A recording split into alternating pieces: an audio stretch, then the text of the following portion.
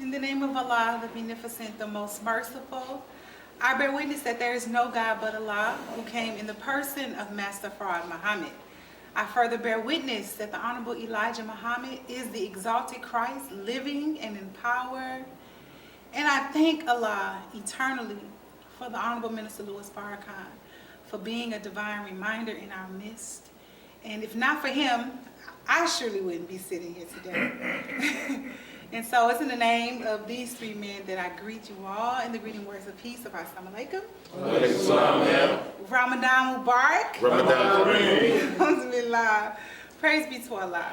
So this is another episode or volume, so to speak, of the Muhammad Mosque 46 series, testimony.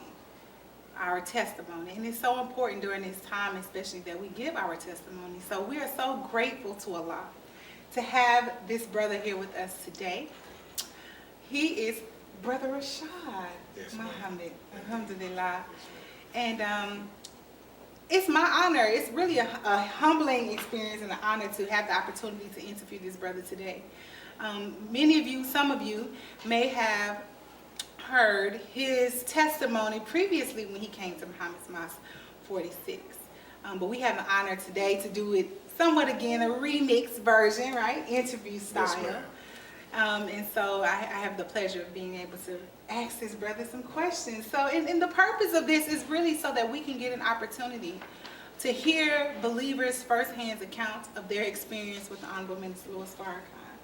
And it's so important because oftentimes when you have a figure such as himself, the man of God, such a grandiose figure, we tend to not see necessarily the humanity. And I think the beauty of this teaching, when we say the black man is God, right? God is a man. It's so important for us to have the opportunity to balance divinity with humanity, so that we can not only see the divinity and humanity in our beloved brother, the Honorable Minister Louis Farrakhan, but that we can also begin to see the divinity and humanity in ourselves, and strive diligently towards becoming one with God as he's one with God. And so that's what we're here to get into today. How are you today, brother? I'm well, by Allah's grace. Alhamdulillah, praise be to Allah. So for those who did not get an opportunity to hear your testimony previously, will you be so kind as to give us just a brief introduction to who you are, your journey in Islam, and your experience? How did you come to be in the close quarters with the Honorable Minister Louis Farrakhan? Yes, ma'am. In the name of Allah, the Beneficent, the Merciful, I bear witness that there is no God but Allah. Muhammad is indeed his messenger. I'd like to greet the believers and the guests with the greeting words of peace and paradise. Assalamu alaikum. First and foremost, I would like to also extend to you on behalf of the Honorable Minister Louis Farrakhan the greetings of peace of Assalamu alaikum. Please return the greetings to the Honorable Minister Louis Farrakhan, sir. I most certainly will. And also, the Honorable Minister Louis Farrakhan asked me whenever I come before the believers, if I would share with them that he said that he will go away, and he will go away for a while. But if we are faithful to the teaching, then he will see us on his return. And that is very important, especially in light of what's going on in the world. And as you all may have heard from last night, the things that he said as he addressed the world. So with that, once again, I'd like to thank you all for having me here. And I hope that we can cover a lot with a short span of time so that we don't disrespect your time. But as it relates to my journey, I came into the Nation of Islam at the age of 19. I became a part of the Honorable Minister Farrakhan security detail at the age of 21. I traveled with him around the country, the world, for over 30 years, throughout the Middle East, throughout Africa, throughout certain parts of Europe, Central and South America, throughout the Caribbean. Just about everything that you can think of that he may have been involved in the last 30 years. I had a first-hand account of those particular events. So that has been my journey as I traveled, as I witnessed and had a chance to bear witness to the man and the majesty of his development, his growth, and his beauty, and his heart. So I'm here to share with you whatever it is that you would like to know There's nothing that you can ask me in that regard, and I can only give you my account of the man that we have all come to love. But the thing that I would like to share with you is that I have watched a man evolve stage after stage till it comes to the point where now I can say that I recognize God in the man. And this is what the man is offering to us. This is what his teacher offered. And this is what the God came to give us. God came to raise up in us the full potentials of the reality of our potentials, which is to become one with himself. And if we find ourselves, as the minister said, in harmony or in submission, then we can actually grow into the power, mind, and heart of God. And that's what we're here as a witness of, watching a man develop the mind, the heart, and the way of God. And you can question about that if you're like in any aspect of it. And I will try to explain to you how I've come to see that and why I think such. And it's not based on my feelings, but based on principles and practical reality that I've seen the man apply that allowed him to grow. Thank you, Brother Rashad. So, first question. In the Extraordinary Woman's panel, Sister Mary Alice mentioned how she has observed the Honorable Minister Louis Farrakhan in moments of great joy, deep reflection, teaching, and as well as having lighthearted moments with family. Can you think about a moment that you can share with us where you observed the Honorable Minister Louis Farrakhan during great trial, joy perhaps, or deep reflection? And if so, what did you learn from those types of moments? Well, it's interesting because as I come to see him, most of those moments are basically one and the same as relates to his life and his reflection.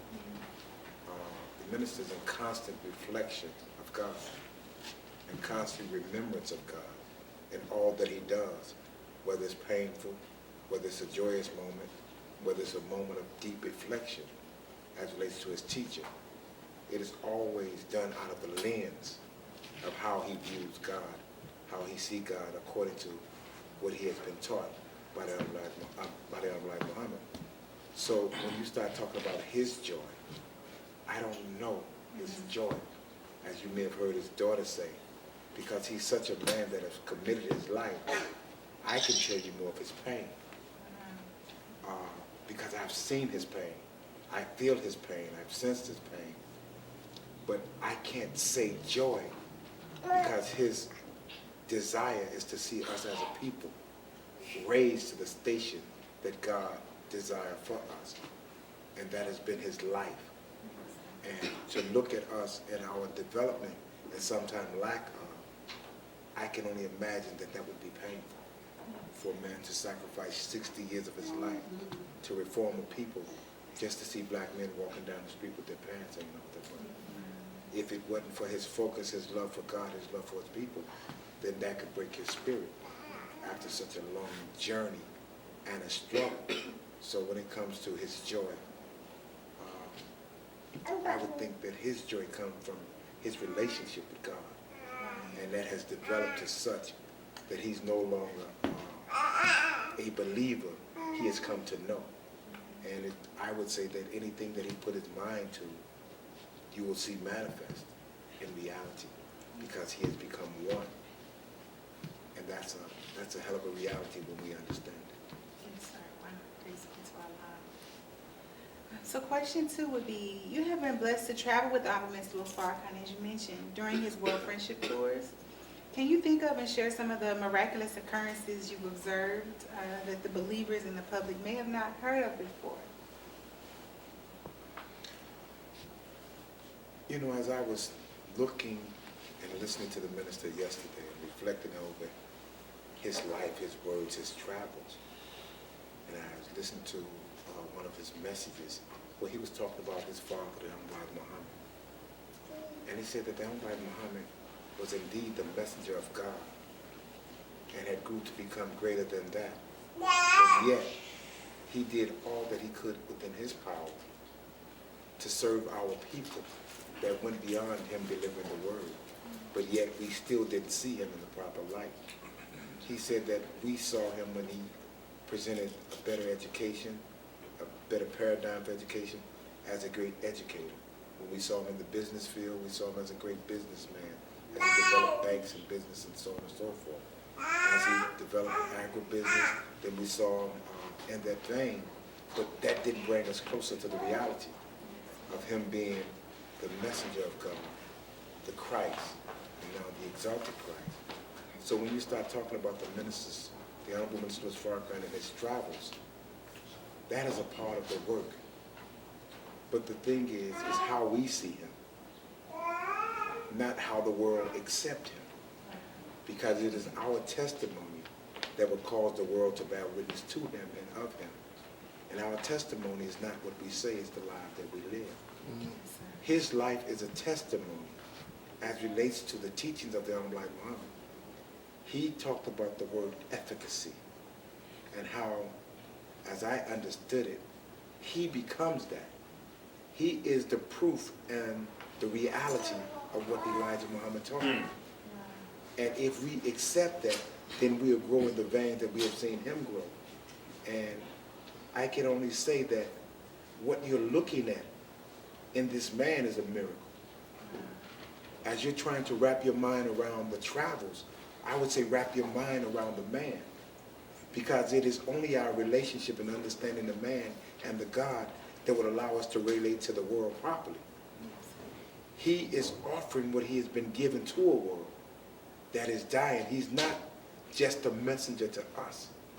The message has gone beyond us, and now it is a global message that he offers, and that is salvation, and that is the kingdom of God, not in the United States, but on the earth, within the universe. So as I think of his travels and the miracles, it wasn't his travels that was the miracle. It was the life that he lived as he traveled, the message that he brought. And just to bring some clarity to that, and what I mean is, I was thinking the other day, and I said, I'm only a student, and I've observed this man travel the world. I've observed him speak to world leaders and rulers. And I thought about them as he said about us to his father.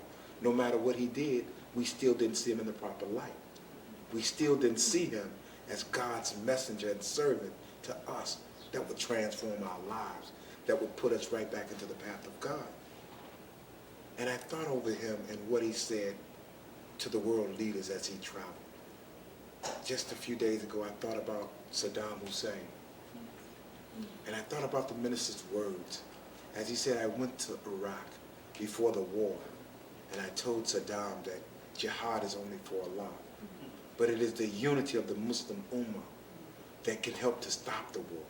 And if you all would come together and allow me to go back and represent the unity of the community, then we have a better chance of averting this war. But Saddam Hussein had another vision in mind. And he thought that his might could equal the might of his enemies, not recognizing and understanding that his enemy was wrapped with the mind of Satan, and that it take God to defeat Satan. So he couldn't hear his brother, and he went on and pursued the war in the manner which he thought would best serve their country to their own demise. And then I thought about Libya, and I thought about the Honorable Minister Farrakhan and his words, as he said that I tried to warn my brother. And he said that he patted me on my thigh as if to say that I understand. But also he thought that what he presented would give him a better option and a way out. And he couldn't hear the warning of his brother and the approach of dealing with Satan. And I think about Iran and him visiting Iran recently, and his words about Israel and America is not the problem of the Muslim world. It is our deviation from God. And it is our unity that will bring the power and summons the power of God to our aid and to our defense. And I ask myself, as Iran has come to the forefront will they hear his guidance? Or will they too feel that they have what it takes to deal with the enemy? But the reason that I say that is because his message has been the same. And if you study him and study his message, then you will come to realize that he is back. Because all of those that he warned have met their demise. And I can't say their demise, but I can say that I believe in my heart that if they could have heard and heeded the warning that came from God's servant, then they stood a better chance. But I say that in the international travels and the miracles, but I'm talking about the miracles and the travels amongst us. Yes. If we would heed his warnings, then we could be whole. We can't summon the power of God absent of unity. It is our unity that summons God. It is our righteousness that summons God. And this has been his message, not only at home but abroad. So when you start talking about the miracles of his travels, the things that he said, all of that is important. But I think the greatest thing that you need to find is his message to you. Yes. His message to us and what it means and what we should be doing if we say that he is who we believe him to be. Yes. If we believe that, then our actions should dictate that, regardless of how the world receives him. And the world will come to bear witness based on the brightness of our light and the works that we do in his name. We are a living product of his miracle. But we have not shown the world what we have become. And because with all that we have been taught of God, we still don't believe that God is within us. We can see it in him. But because of our lack of development, because of our transgressions, we feel that the God is not with us. And that's why I say, clean up or we're out of luck. Because it is when we develop this relationship with the God and we know in our hearts that we have tried to live this life, Yes. then you feel the power and the security of God. But when you're living in two different realities, then sometimes you feel that God is not with you. And that robs you of the power of God. And it robs you of the mind of God. And it robs you of the development that allows you to be free. He said that sin restricts our will. So we could talk about his trips in Egypt, or we could talk about Saudi Arabia, or we could talk about throughout the Caribbean. But the trip is the same. His message is the same. God has come and has raised us as an example to the world. And he's offering and presenting the world a look at what God has done.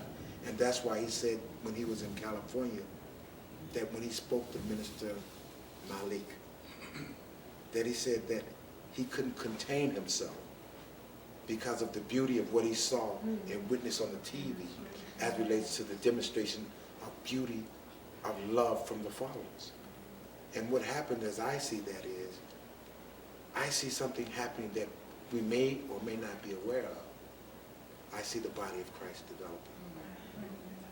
And I see the Spirit of God and the mind of God as taught by the Honorable Minister Louis Farrakhan reflected in others. So now I see us now reflecting him. So when I look at some of his ministers, I'm starting to see him. And the closer we are in behavior and our thought, the more we'll grow in the way of God. And we'll start to recognize God in each other. And then we'll allow the expression of our unity to change the condition of our community. So what I'm simply saying is, it's beautiful to know about his travels around the world. But I think that we would best benefit if we understood his message and reflected to the world because of our light based on what he's given us. The world will come to bear witness to the teachings and to the greatness of this man based on what they see in you. But if you put your light up on the bushel basket, then the world will not know of the greatness and how he's affected our lives. And these things are miracles. It's a miracle. But we have placed God so far out that that we don't recognize a miracle. But each one of us is a miracle. To be able to try to live and to survive in a world that Satan controls. That's right.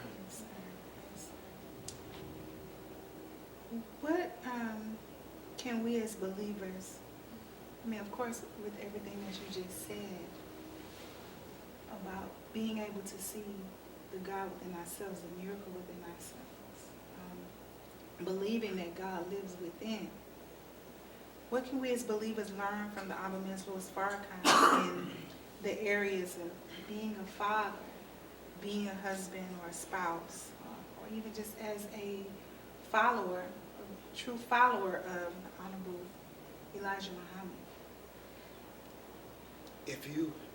If we have listened to him, he's been open and honest. Even when it comes to fatherhood and the manner in which he raised his children. He said that if I had it to do over again, there's some things I would do differently.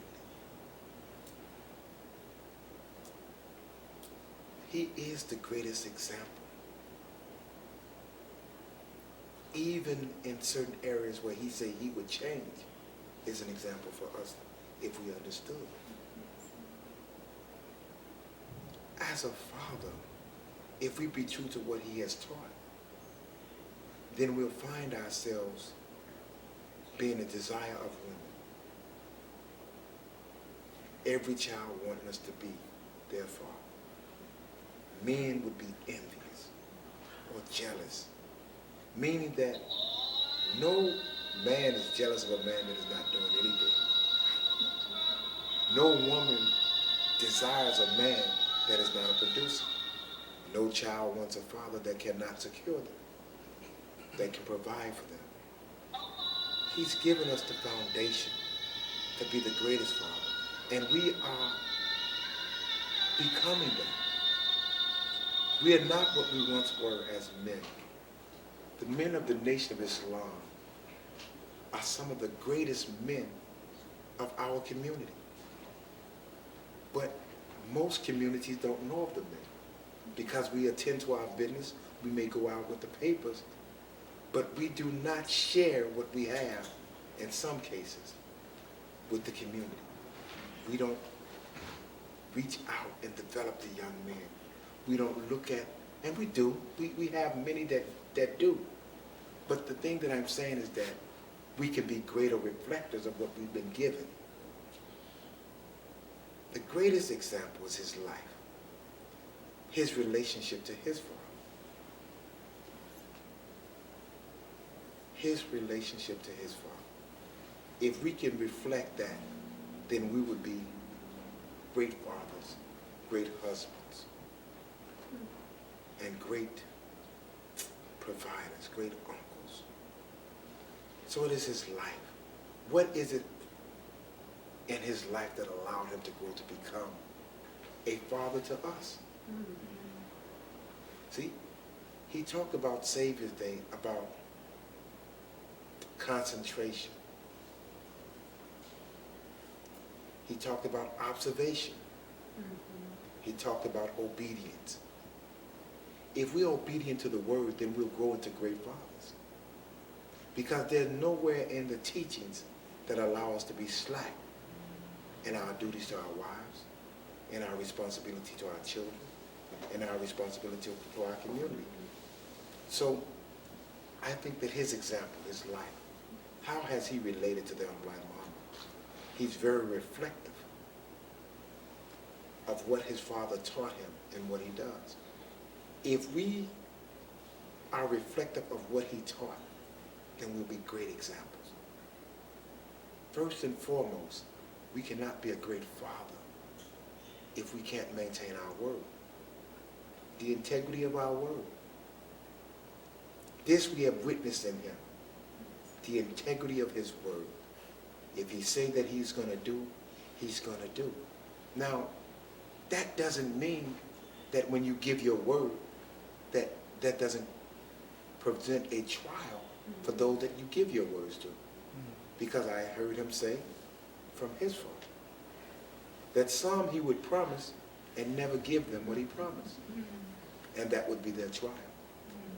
And some he would give everything, and that would be their trial.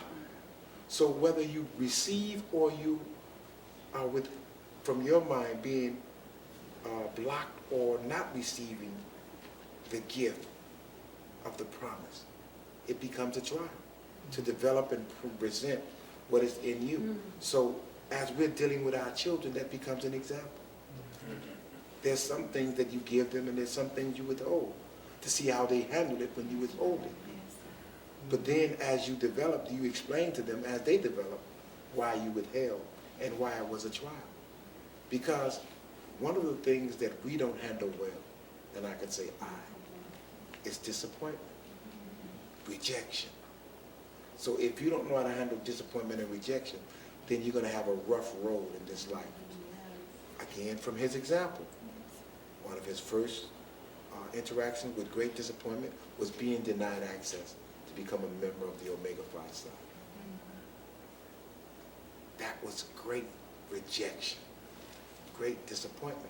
But what happens is how you manage it. That's another example. Another example is his father and the fall of our community. He said one day he was crying, and he said, man, I don't have anything. He didn't leave me anything.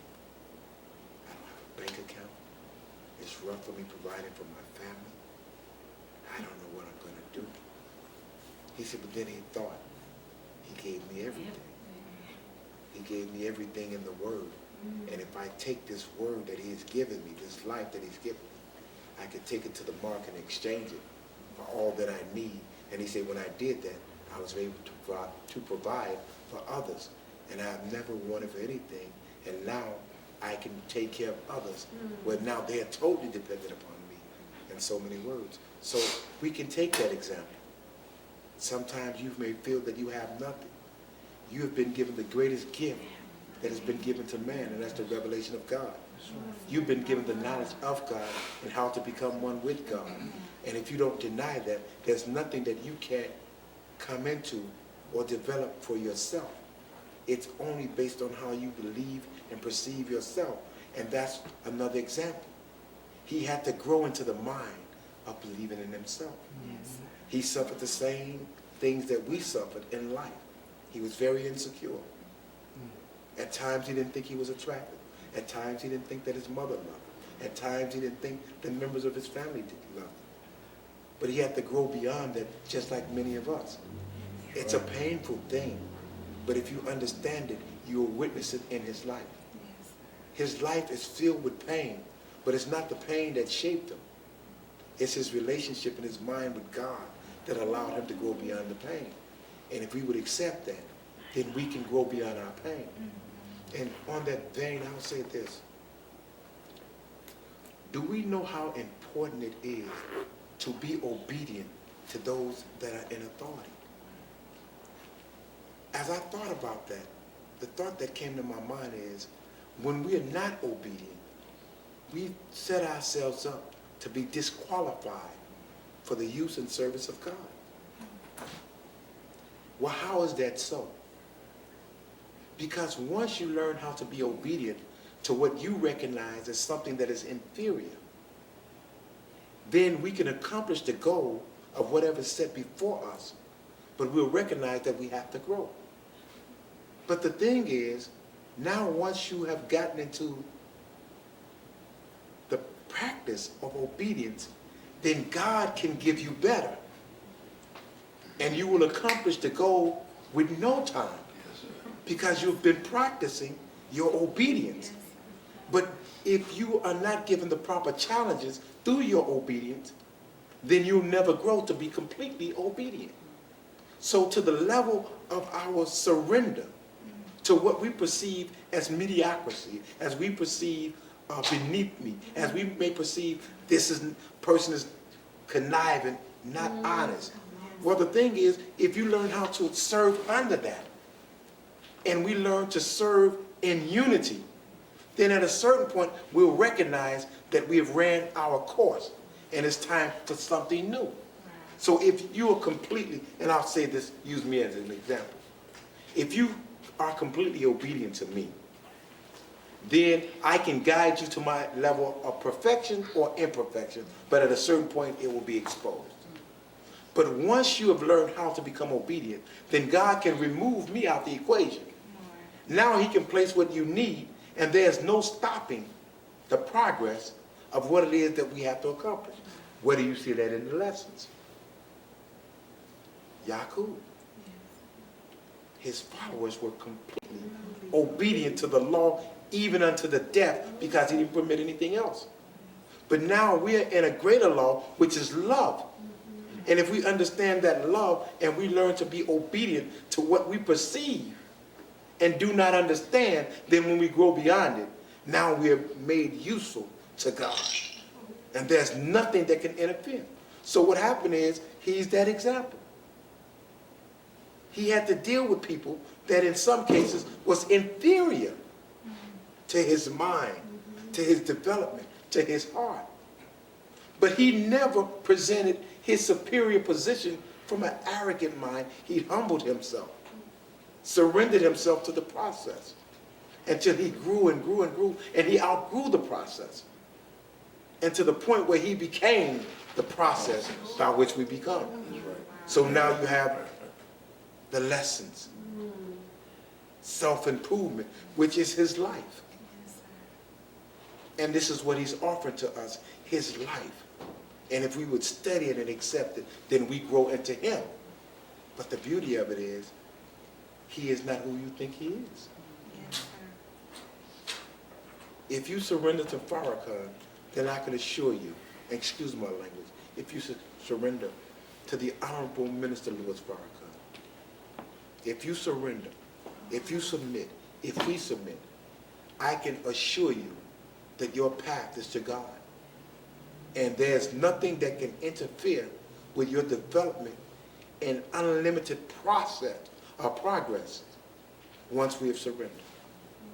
It is our surrendering of the knocking of the door, opening up, supping, allowing him to grow in us, and God would grow in us. As I've seen him, I no longer see Minister Farrakhan. As I experience his love, I recognize that love is bigger than the person that I'm experiencing the love from. And as I reflect over him, he said, I didn't know how to love you. It was the Honorable Elijah Muhammad who taught me to love you. Yes. But he didn't know how to love you. It was Master Farad Muhammad. So what you're witnessing is the love of God coming through man that he's offering to us. And if we accept it, then you become God. Because all love proceeds forth from God. All kindness proceeds forth from God. And this is what he's offering us. He's offering us the way to become God. And we can't see it because we have been taught by the devil. And the devil has robbed us of any true feeling and understanding and concept of the reality of God. But now here it is, God has come. God has come. God has come. That's right. Do you know how important you are? That God will come out of hiding for you and raise one and place himself in that one. Yes, And then allow that one to produce one after himself. And that's why I say you don't need a leader behind him. Because now we become him. This is not a slogan, I am Farrakhan. When you truly become Farrakhan, you are now energized with the life and the spirit and the mind and the heart of God. You have now truly become the body of Christ. And when you act in concert, God is acting. This is what he's offering us. This is his example. This is his life. You are joint heirs to God. And once we accept it through our unity, we control everything within the universe. There's only one mind. There's nothing new in this universe. praise be to Allah. Allah Akbar. So we do want to be mindful of the time, as you said. So we are at the 9:30 mark. But I'm just reminded your words just remind me of what the Honorable Minister Louis Farrakhan said recently in regards to his teacher, Honorable Elijah Muhammad, and the instructions. And this was just embedded in my mind when he said that there was no resistance, that he had no resistance to the guidance that the Honorable Elijah Muhammad gave him. And so as you speak about obedience and surrender, I guess my question is, of course, following the Honorable Minister Louis Farrakhan's example, but to have no resistance is a beautiful space to be in. And it's one that each and every one of us as believers should strive to get to that place of no resistance, complete surrender. How can you have no resistance when you think you know? We think we know. So based on what we know, we raise questions in our mind. But once you recognize that you don't know, and we humble ourselves, see, because the resistance that we have is not our resistance. It's the mind of our enemy that we have accepted. See, and what happened was, you have to remember that he was a man being formed for a mission because God had him in mind when he created himself. You didn't hear me. I said that God had him in mind when he, the God, the creator, created himself. Well, how could that be? Because he knew that he was evolving to perfection. And that in his prophetic stage or perfected stage, that it would be in the future. And a man will be consumed with his mind, heart, and spirit that vibrates on the frequency that allows him to become one with God. See, so it was like it was put into existence before his mother was born. That a woman would give birth to such a child. And it happens to be this man that we have fallen in love with. He didn't make himself. His making was bigger than that of his mother. See? His mother received a gift as she gave a gift. And he said that women that receive that mind and that heart, then they give back to God an offering from their womb. And he said that his mother was a woman that was afraid and made to be afraid, so she shaped in her womb a child that would have fear of God. See? So if we say that we don't have any resistance, then remember this. The remembrance of Allah is the greatest force to shun evil. He said this in Atlanta with great clarity. See, to be reminded of Allah is not the remembrance of Allah. You are constantly reminded. We are reminded, but the remembrance is internal. See, and the effects of remembering Allah is not the same as being reminded of Allah. So what allows you to remember Allah? See, so he is constantly in prayer. He wakes up praying, he goes to sleep praying, he drives his car praying. He's in constant reflection of God. See, and what happens is, when we become afraid, the fear of God is the beginning of wisdom. See, because once you become afraid of the reality of God, then you yield. You give up, you surrender. But when you think you know, then you challenge God. See, and what do we use to challenge God? The ignorance of the knowledge that we have gained from Satan. How do you challenge a man that say he met with God? What foundation do you use? See, what do you use as a yardstick to measure whether or not he met with God? And you challenge this? See? He tells us that his teacher met with God and made him into himself. See? He said that God made the Honorable Elijah Muhammad into himself. Well, what do you think the Honorable Elijah Muhammad made the minister into? And what do you think he's trying to make us into? If you're running around now saying, I am Farrakhan, are you really? Well, let's go over Farrakhan's life. How do you handle rejection? See, how do you handle pain? See? How do you handle being evilly spoken of? How do you handle, see, the gift that God has given you as relates to service of others? Do you want to be served? Or are you willing to take what God has given you and humble yourself and lift others? Farrakhan is the type of man that takes off his jacket and lay it before you. And if you want his pants, he gives them to you. So the thing that I say is this. Yes, we are Farrakhan. But I say let's live it. I say let's be it. In the body, as we study it, if the body attacks itself, it's weakened. The immune system is weakened. What is our spiritual immune system? And how do we strengthen it? What energizes the cells of life in us? It is practicing righteousness. See? Not charging someone else for the failure of it, but it is practicing. So the thing that I say is, he is the greatest example of all that we want to be. He's made his life available. There's no secrets. If we would accept it, we would embrace it, we would live it, we will grow. You will vibrate on that frequency, which is God's frequency.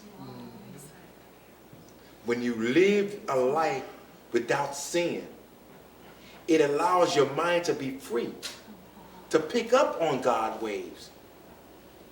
But when you're not living like this, then you run into interference. You pick up static. See, you find discord and disunity in your life, your expression, your relationships. But once you start to live on the frequency of God, then everything that happens around you and to you reflects that. It's not what happens to you that ill affects you. It's what you do and how you think about what ill affects you. So once you have the right mind, you are equipped to deal with anything in the universe. And you can change it. Anything. Anything. And I say this. He is a scientist. And he's given us formulas, theorems, equations. But he also has given us the solution. And I'm simply saying that each one of us has to figure it out. I can't give you my answers. You can't give me your answers. We all have to figure it out, and we figure it out through living in obedience. See? He is the answer to the problem. He is the answer to the teachings of the Honorable Elijah Muhammad. He is the answer to our cry to God. He can't live the life for us. We have to live the life. And we too become a part of the answer to the solution that plagues the world. I am Farrakhan. It's not a slogan. That means that you are a cell of life. And in that life, you have the right and the ability to create life. See? But there are radical cells in the body. There are cancerous cells in the body that know how to hide in the body of Christ. But now God is zapping them through a process. So the thing that I say is, he's our example. He's our example. Minister Farrakhan has walked a walk that allowed him to become one with the Creator. That is what we all must do. That is the journey of a Muslim, to become one with God. That's what Jesus reflected. Me and my Father are one. That's what he's offered us. Oneness through surrendering. There's no other way. So I don't want us to look into the stars and not experience the grass. The beauty of life is understanding your own life and being. And once you understand your own life and being, then your relationship to the universe become one, and it's more meaningful, more peaceful. Our relationship to the world is based on our development. He said the whole world is waiting on us. Us. Not us in the sense of what we used to be. Us, the new man, in the teachings and the way of the master. Once we accept that, we don't have to worry about how the world will perceive us. I'll give you this example as we close. No one knew of Nipsey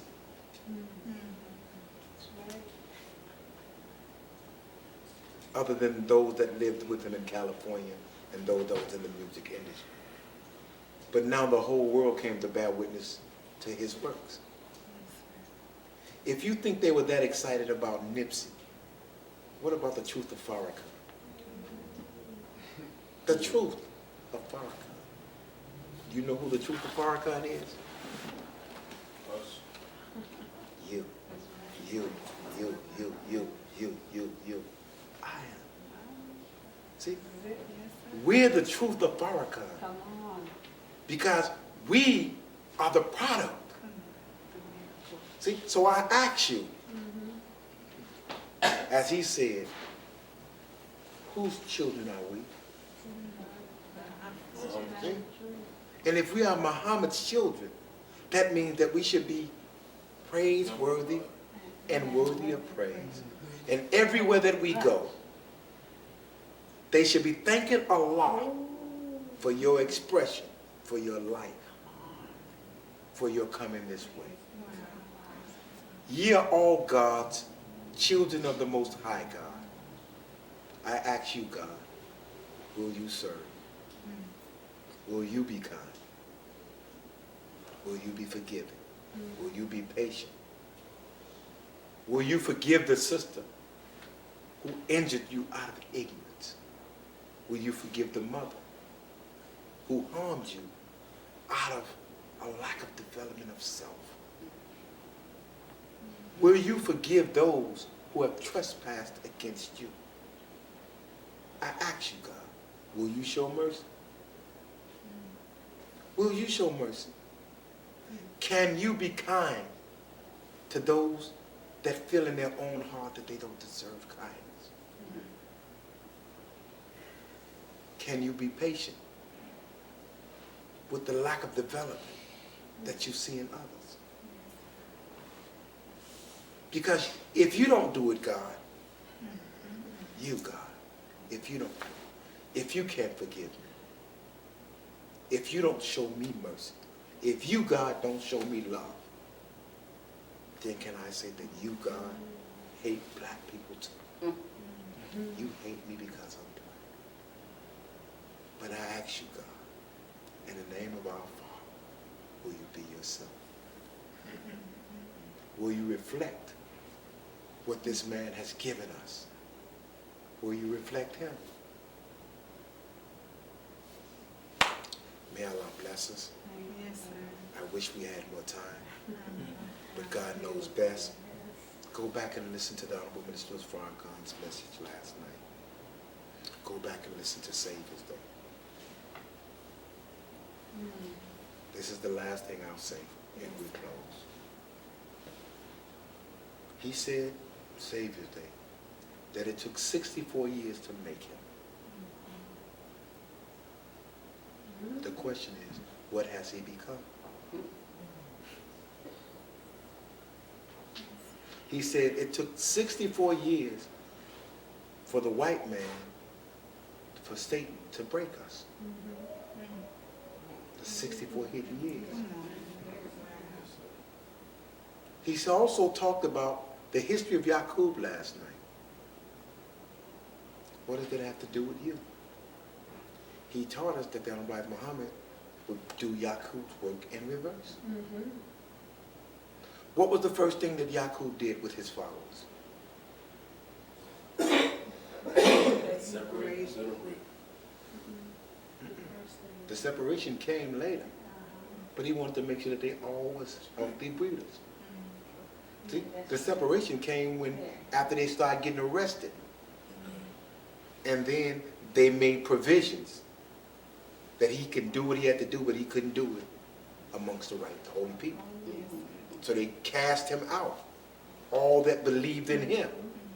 And the first thing he did was make sure that he had healthy breeders. If we're to produce a new nation, he had given you a formula. 2 Saviors days ago, he said, how to eat and live is what? Is what? Law. If you disobey law, then how can you grow into what he's given you formulas to become, but if you miss it and we do not apply it, then it slows down the process of our growth. Yes. And if you follow it, you'll find yourself regaining health. See? And if you do not follow the instructions, then you'll find yourself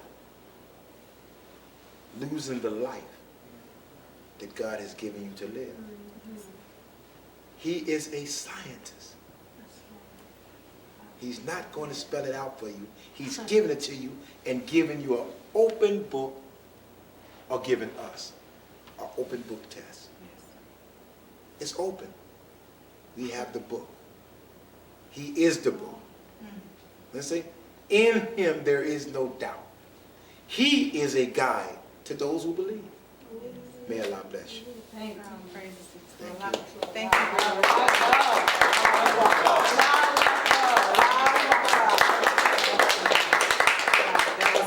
Iftar meal after the iftar meal. Praise be to Allah for your words and your testimony, brother. Thank you. So, brothers and sisters, we have come to the end of this volume of I Have a Testimony series with our dear Brother Rashad. We thank you, brother, sincerely for being with us, for sharing your testimony, your words of wisdom. I was totally made full. And I got my word or 2 or 3. So praise be to Allah. So we're going to, we leave you as we came before you in the nation's greeting words of peace. Assalamu alaikum. Wa alaikum salam.